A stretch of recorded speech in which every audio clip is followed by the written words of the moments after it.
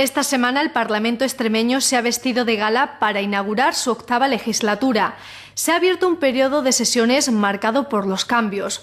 Por primera vez en la historia de nuestra comunidad, el Partido Popular presidirá la mesa de la Asamblea. Además, no hay mayoría absoluta de ningún partido en la Cámara.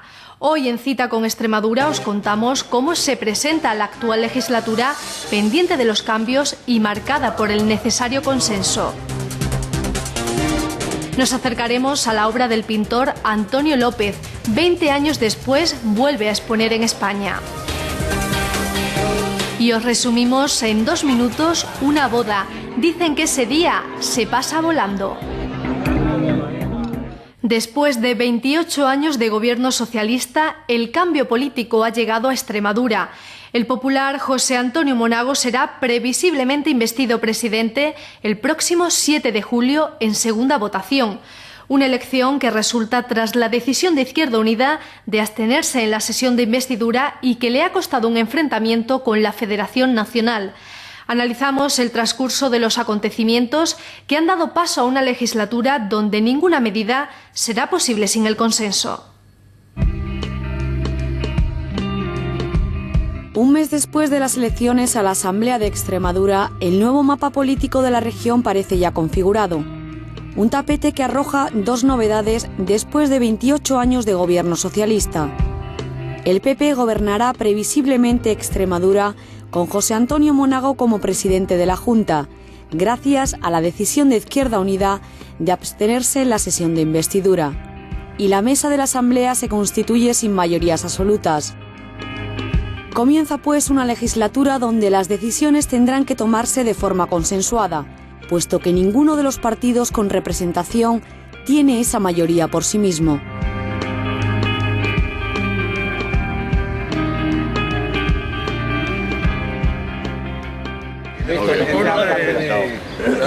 La semana política en la región esta vez comenzó en domingo. El pasado 19 de junio la atención política y como nunca antes la mediática estaba en Mérida. Izquierda Unida celebraba su Consejo Político Regional con la presencia de su coordinador nacional. Tenían que decidir si se abstendría en la próxima sesión de investidura del presidente de la Junta y saldría el popular José Antonio Monago, elegido presidente en segunda vuelta, o si apoyaría al PSOE sumando sus 3 diputados y obteniendo los 33 necesarios para la mayoría absoluta.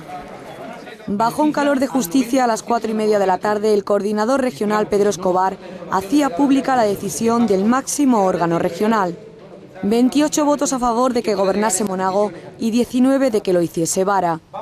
Un resultado que reconocía el propio Escobar iba a decepcionar a una parte de su gente y advertía lo que supondrá dar el apoyo al PP. Dejar al señor Monago es un camino minado, por así decirlo.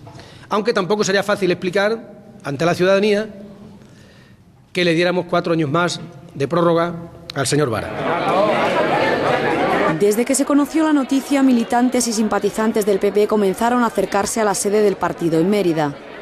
Fue a última hora de la tarde cuando su presidente apareció y compareció. Agradeció la abstención a Izquierda Unida y adelantó que el diálogo y el acuerdo serán los pilares fundamentales para construir la región. Por lo tanto, siento el peso de la responsabilidad con Extremadura, con los extremeños, no solo con los que me dieron su voto, sino también con los que no nos dieron su voto.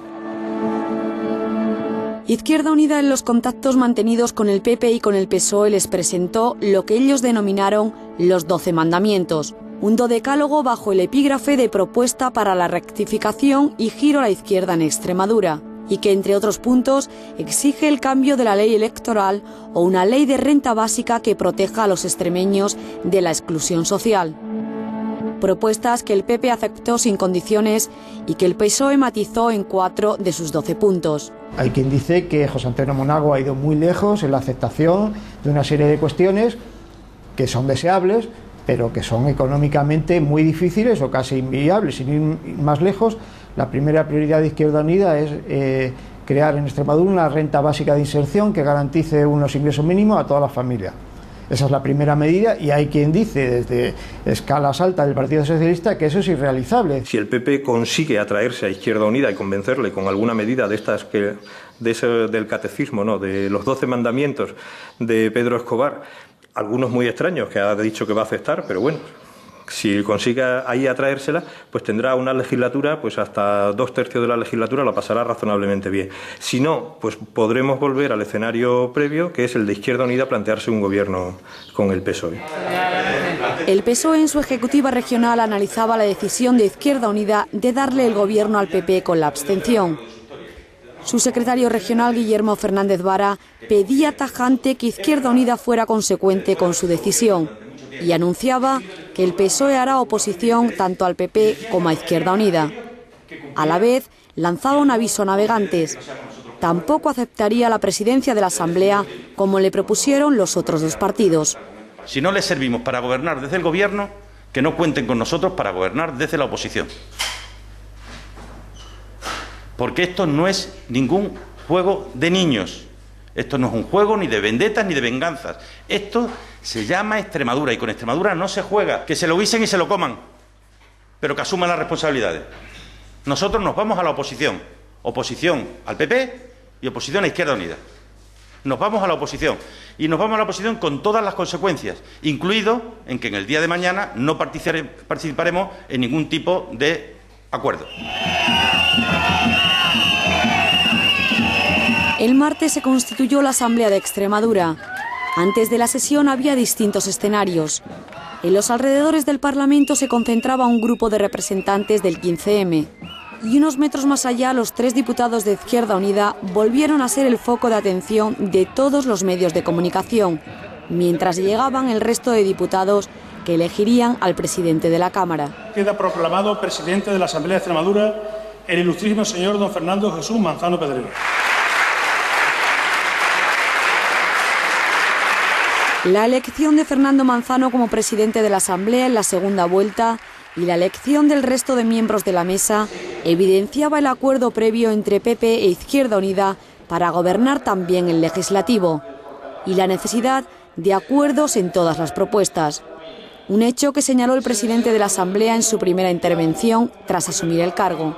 Es el deseo de los extremeños que el diálogo, la empatía y el consenso sean las notas predominantes en esta Cámara.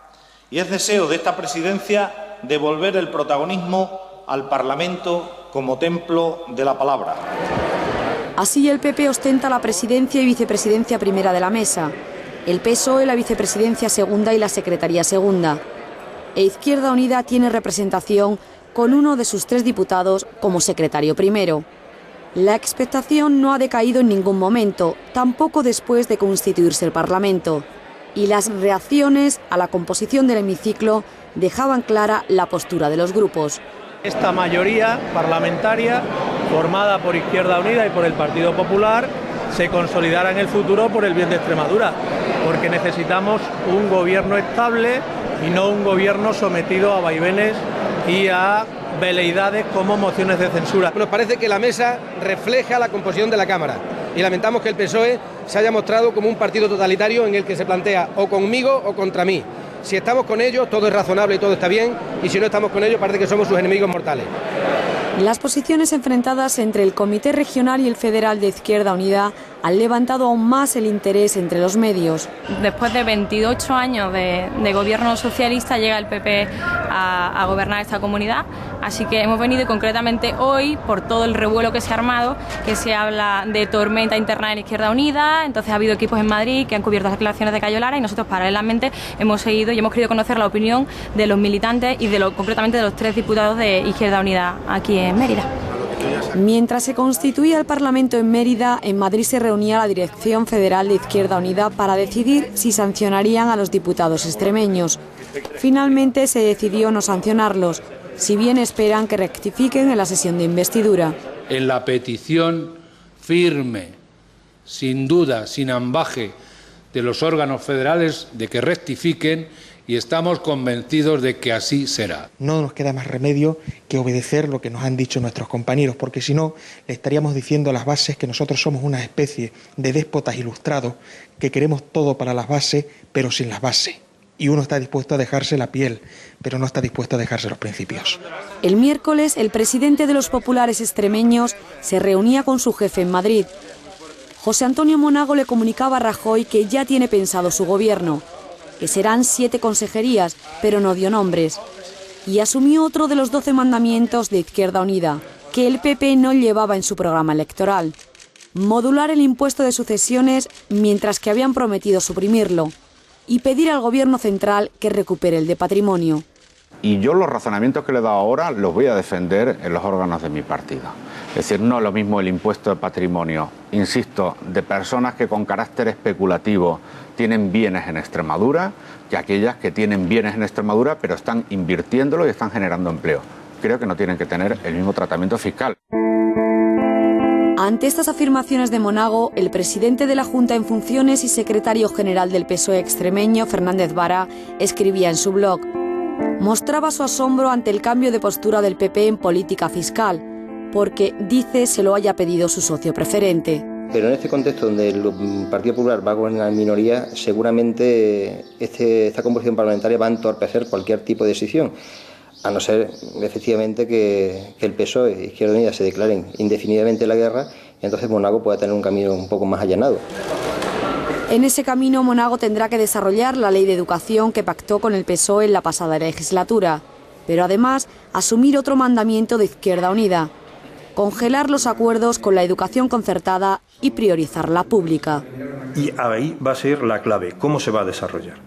Ahí va a poder haber consenso, Izquierda Unida va a aceptar el desarrollo previsible, el que podemos esperar al normal del PP, el PP va a rebajar las expectativas de potenciar la escuela privada, la concertada, de potenciarla, de favorecer el desarrollo de la religión en los centros, ese tipo de cuestiones, va a aceptar. Yo creo que esa puede ser una de las claves de la legislatura. Cualquier momento que Monago, que el Partido Popular haga algo, que el resto de partidos no estén de acuerdo, no tiene el respaldo absoluto para poder hacer lo que quiera, sino que va a tener que estar consensuando continuamente con el resto de partidos políticos cualquier decisión que quiera tomar. Y a mí eso lo que me parece sobre todo es que va a hacer que tengamos muchas noticias, porque aquí va a haber muchas cosas que contar.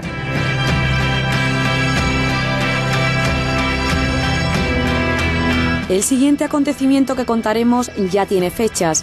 El próximo 4 y 5 de julio se celebrará el debate de investidura. Previsiblemente será el día 7 en segunda vuelta y con mayoría simple cuando se elija al nuevo presidente de la Comunidad Autónoma de Extremadura.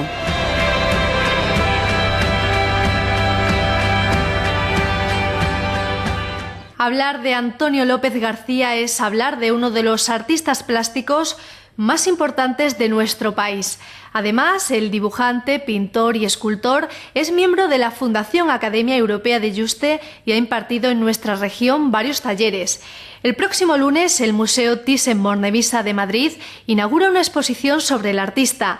Nosotros, a través de extremeños que lo conocen o admiran, nos acercamos hoy a la obra de este artista universal. Yo si no es muy complicado traerlo y luego llevarlo si no funciona, digo yo. Sí, eso se puede hacer, por supuesto. Antonio López ultima los detalles de su exposición en el Museo Thyssen-Bornemisza de Madrid. Faltan apenas unos días para que el público pueda contemplar alguna de sus obras.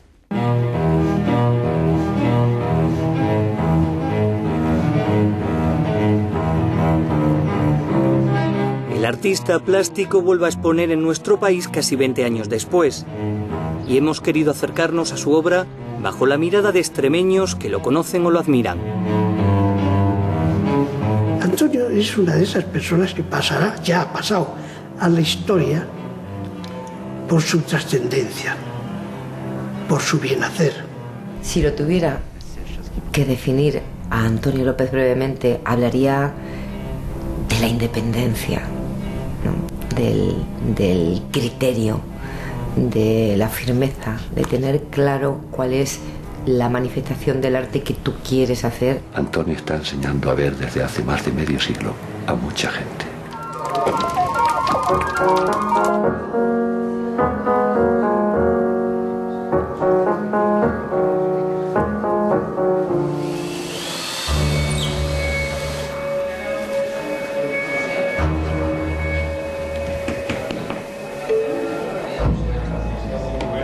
trabaja estos días a contrarreloj en el Museo Thyssen de Madrid.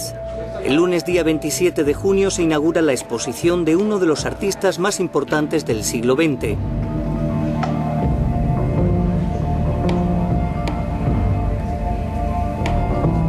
El maestro Antonio López García vuelve a mostrar su obra en la capital de España tras su exposición en 1993 en el Museo Reina Sofía. Esta ha sido una exposición concebida a partir de la obra que se ha hecho en estos últimos 18 o 20 años. La primera parte de la exposición está centrada sobre todo en lo que se hizo del 1990 hasta ahora, ¿no? Estos 20 años en los que Antonio ha creado mucho y algunas de sus mejores obras. La muestra, en la que se lleva trabajando meses, está dividida en dos partes. En una sala situada en la primera planta del museo podemos encontrar algunos de sus últimos trabajos. Un paseo que nos llevará por el árbol, sus frutos, las figuras humanas tanto en dibujo como en escultura y sus famosas vistas de la ciudad donde el artista se formó y vive, Madrid. Velázquez llegó aquí siendo Velázquez y yo creo que no tiene un cuadro sobre Madrid. Ponía unos fondos en los retratos cuando lo encontrara oportuno, pues que era la Sierra de Guadarrama, cuando el rey cazaba y todo eso, ¿no? Pero no ha habido un interés por representar el entorno en donde la vida del hombre ha transcurrido. Eso es muy reciente aquí.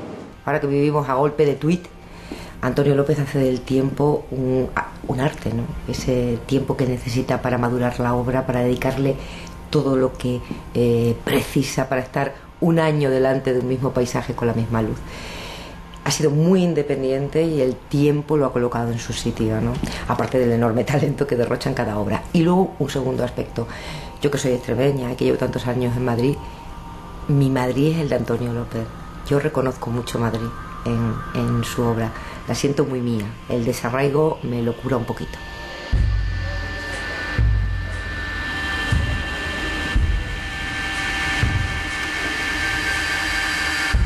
Las primeras obras del pintor manchego, natural de la localidad ciudadrealeña de Tomelloso, se podrán ver en el primer sótano del museo. Un recorrido por sus orígenes pictóricos, donde podremos encontrar influencias del Quattrocento italiano, como en el cuadro Josefina leyendo, o referencias cubistas como Mujeres mirando aviones. Estaba terminando Bellas Artes y empezaba a entrar en un espacio que yo notaba que era el espacio de la creación de un pintor. Y esas primeras cosas que salieron en ese momento, les tengo una estima y despiertan en mí un cariño enorme. A partir de 1957, un cierto aire surrealista impregna la obra del manchego Antonio López.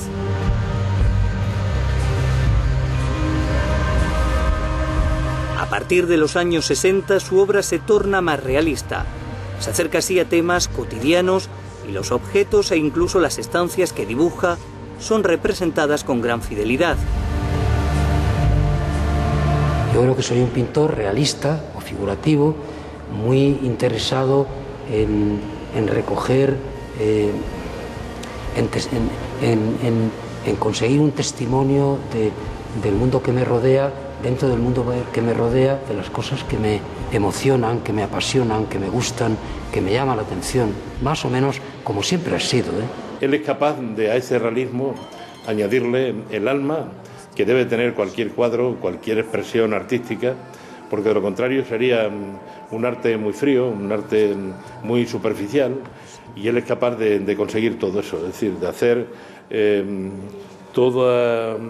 generar toda una espiral en la que lo mismo que te encuentras, lo que son las figuras geométricas, adivinar que ahí en ese cuadro existe vida, existe creación, existe sentimiento y en definitiva existe alma.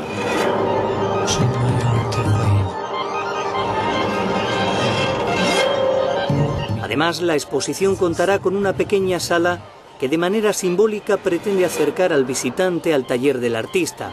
Cuando uno va al taller de Antonio, pues hay una acumulación de proyectos y de pequeñas piezas que no se han exhibido nunca muchas veces. Y él tiene dos series que pueblan su taller. Una de ellas es la serie de los ramos de flores, ramos de rosas sobre todo, que ha ido haciendo con mucha frecuencia. Y otra es la serie de las cabezas de sus nietos.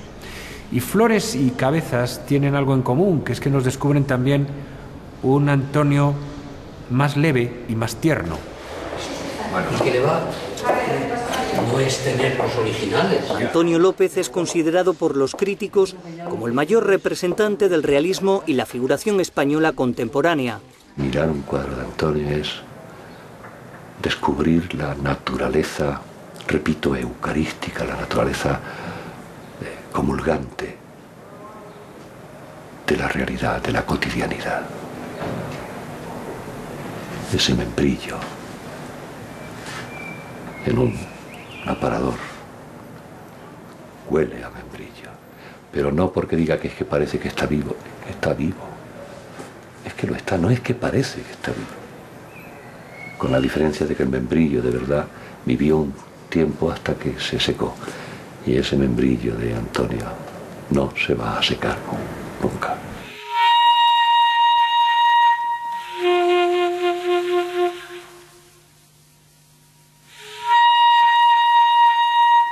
Antonio López García se formó bajo la atenta mirada de su tío el pintor Antonio López Torres, hasta que se marchó a Madrid en 1949 para preparar su ingreso en la Escuela de Bellas Artes de San Fernando. Yo me formé en el dibujo porque exigían un dibujo para ingresar en la escuela en aquella época y encontré un enorme placer en hacerlo, en dibujar, en cómo se transforma la realidad, quitándole el color y quitándole la forma real, la forma táctil.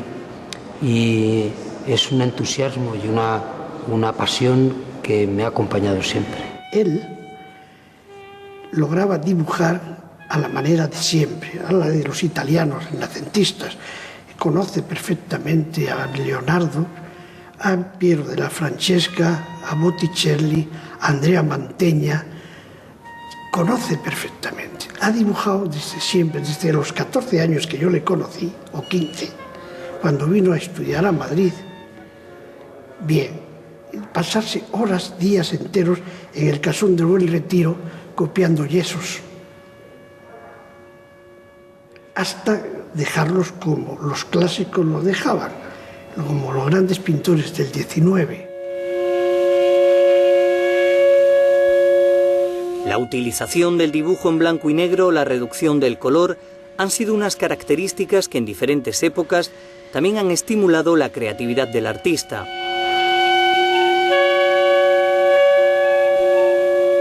En aquella época, los dibujos míos, en los interiores y cuando hacía la representación de las personas, yo quería que parecieran un poco fotografías en blanco y negro. Yo buscaba un poco eso. Yo cuando era pequeña, te iba a decir, cuando entré en la universidad, que fue el primer libro que me compré. El primero, de hecho, el primero que he adquirido ha sido el de Antonio López. Y el dibujo que más me llamó la atención fue el de su hija María, por el abrigo negro. A mí aquella cosa del abrigo negro, que es todo manchado de negro y tiene la calidad esa de la tela y que se sigue viendo además que es pesado. Es decir, hay gente que ha dicho que lleva su pintura o su dibujo en este caso lleva alma y es cierto.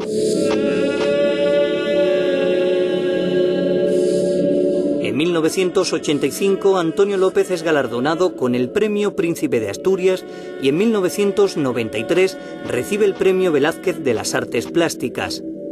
Ambas distinciones son un reconocimiento más a la dilatada trayectoria del artista. En las clases de pintura está bastante presente, ya que quizá en escultura menos, porque nos descendimos de su trayectoria figurativa. En dibujo tratamos otros temas, pero en pintura, cuando nos hace falta referencias para trabajar sobre lo nuestro, Antonio López siempre dicen, consúltate a Antonio López, consúltate a Fortuny, gente que son bastante buenos en esos ámbitos Realmente Fortuny y Antonio López son personas diferentes, pero aún así son grandes maestros de la pintura. Y Antonio López contemporáneo, que es bastante importante, es una de las cosas bastante importantes en arte de hoy en día. Recuerdo en un curso que coincidí con Antonio López en Plasencia, que me llamó realmente la atención, él como profesor, como monitor, la forma que hacía ver al alumno, hasta el más mínimo detalle, cómo se emocionaba y cómo contagiaba al alumno ese embelesamiento con el estudio, el análisis de las formas más sencillas, más simples.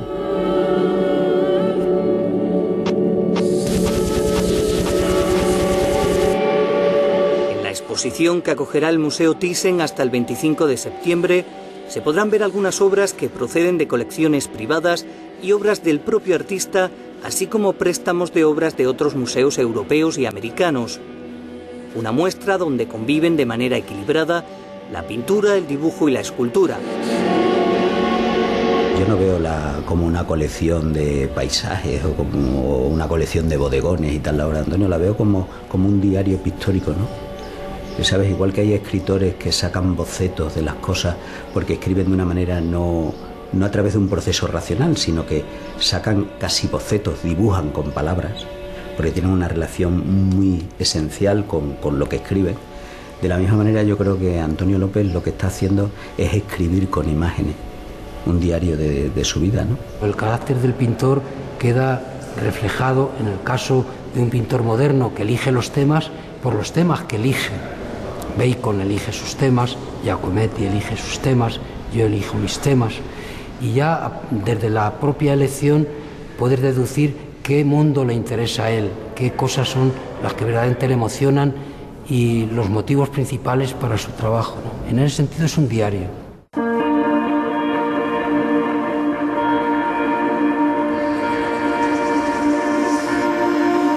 Un diario marcado por la independencia, la sencillez y humildad que solo los grandes pueden transmitir.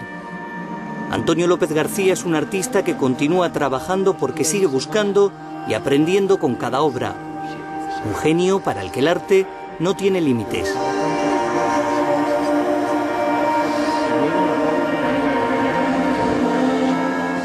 Aprovechando que dentro del equipo de Cita teníamos una boda esta semana, hemos pedido permiso para grabar.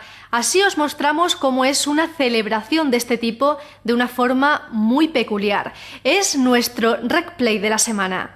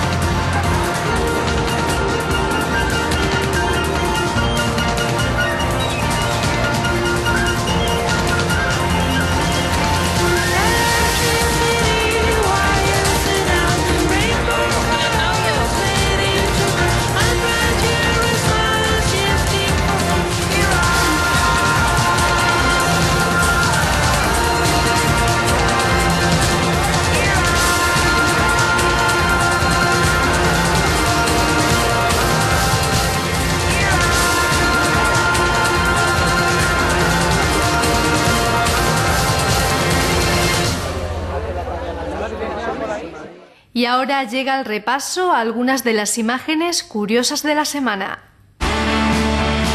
Los toros campan a sus anchas por las calles de Coria. Así celebran sus famosas fiestas de los San Juanes. Encierros con gran participación, a pesar de las altas temperaturas. Aunque conviene tomarlo con calma, porque esto no ha hecho más que empezar.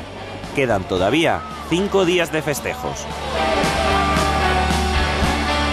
Y en Badajoz la feria tiene muchas caras y cada uno la contará según le haya ido. También se festeja San Juan. Además de haber toros, el ferial se llena con otros atractivos. La razón la encontramos dentro de las casetas. Lo típico de aquí, el quesito, el jamón. Cuando acabe la comida, luego viene el baile, para hacer un poquito la diversión. Todo con moderación, porque ya llevamos una semana de fiesta, pero hasta el domingo aún queda mucha feria.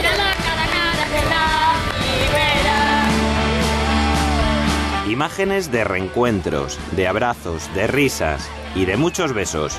Así han recibido las familias extremeñas a los casi 300 niños saharauis que han regresado un año más con el programa Vacaciones en Paz. Después de un viaje de más de 30 horas, con retraso de vuelo incluido, tienen muy claro lo que les apetece. Quiero ir a la piscina y la playa con mi familia. Voy a ir a la piscina y la playa. Por delante ahora tienen 3 meses para disfrutar en nuestra región, antes de regresar a sus hogares en Tinduf.